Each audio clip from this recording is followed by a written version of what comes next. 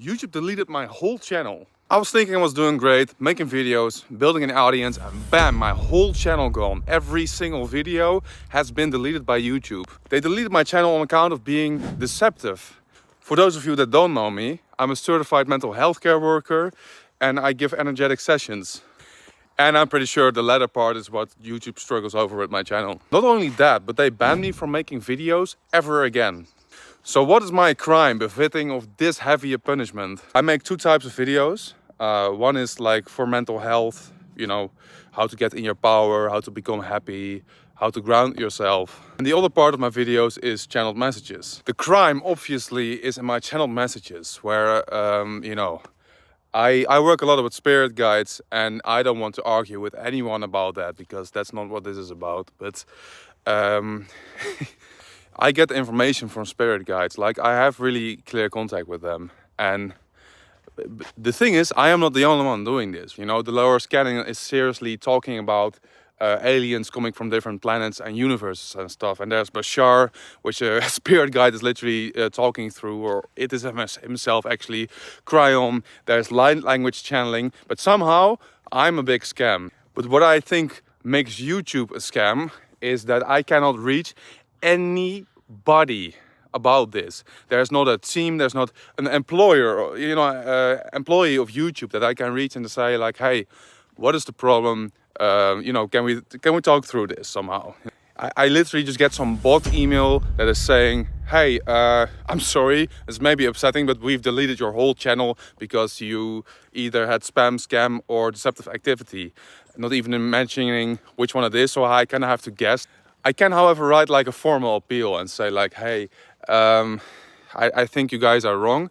But the thing is, you can only write one appeal, right? And, you know, when it's wrong, all my videos are gone. And what triggers me about this, and yeah, I am triggered, is that people were actually helped by these videos. I already, even though I was still small, I got messages of people saying like, hey, I didn't know I needed this. Thank you so much. You know, really being helped by it.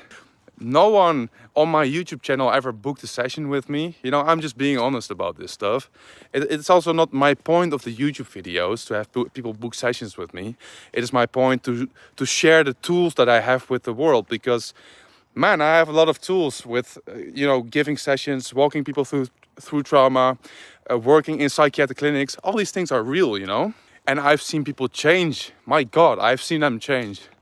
And someone at YouTube, or maybe it was even a bot, just decided like, nope, you are deceptive, sir. You are making deceptive content. So it bothers me that what I know is true. Like I have to either argue with YouTube to be like, you know, is spirituality real? Which is a bullshit discussion to have. And because we're not gonna understand each other in any way. Definitely not if it's a bot, you know, AI trying to understand spirituality. I've once tried to have AI create a spiritual drawing just to see what it looks like. And these two worlds, they're not merged very well yet. Let's keep it at that. But also, for example, my dad also makes videos on Facebook and YouTube. He had 12,000 followers on YouTube. They just deleted his channel and it was gone. And there was the same thing. There was no one he could reach. Which makes me wonder, like, just how powerful are these organizations that they can just delete, like, basically your life's work. You know, if you're at it for like quite a few years, they can just actually do that. But what interests me the most is pretty much the discussion, like, because you don't understand spirituality, does it make that a scam? Obviously, there have been people in history, like seers and stuff, who were scamming, you know. It's not like it never happened in spirituality, so let's just get that one out. But my point is, because you don't understand it, does it make it not real then? Even when there's people taking advantage of it, and I'm sure spirituality is not the only branch who's being like a victim of that. Maybe a bigger victim, like, I don't know. There's also a lot of channels out there who are way more legit than I am, but you know, where I am like, yeah, okay, but this is not the real deal, you know, and they're trying. Also doesn't make them wrong, you know. You have different levels of things. If you go to a karate sensei, you have different levels of karate senseis. That's kind of my point. And this brings me to a very general discussion. You know, obviously I have friends and a few of them are they're just in economics and stuff, and they have zero with this whole spirituality thing that I'm doing. They don't understand it. They do support me a little bit in it, but we're never going to understand each other either way with this. And sometimes, you know, my friend will ask me questions like, but how does this work for you? And he's just kind of intrigued to know how my mind works, because, you know, he doesn't understand much more than just a placebo effect and things like that. Which really brings me back to my point. Like, because you don't understand it, does it then make it not real? What I do in spirituality is on the borderline of being called crazy by society. And even then, I don't judge people who don't understand it. I think it's very normal for me. But when people are in a position of power, they are able to say, like, for example, then we delete your YouTube channel. Then I have an opinion about you. And maybe you have husbands or maybe wives and you're into spirituality and your husband isn't. And you will have discussions like this, you know? I don't think Dolores Cannon, for example, is crazy. I absolutely believe that woman because I can feel it. And it's very hard having discussions with people who cannot feel it. But it's also very important not to judge these people, because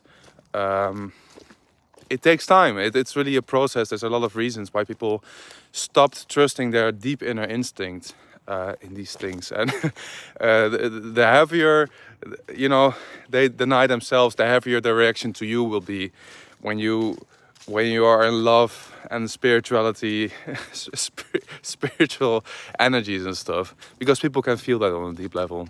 So I would like to know your experiences with this.